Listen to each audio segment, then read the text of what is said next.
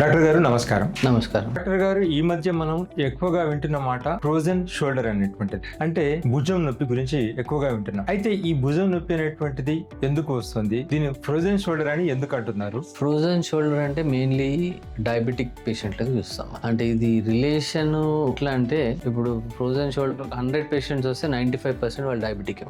Frozen ఎందుకు అంటామంటే, లోపల ఉన్న కండరాలు అన్ని పట్టేసుకుంటాయి. అంటే ఇన్ఫీరియర్ క్యాప్సూల్ అని ఉంటుంది కింది సైడ్ లో, అది స్టిక్ అయిపోతుంది, కాంట్రాక్ట్ అయిపోతుంది.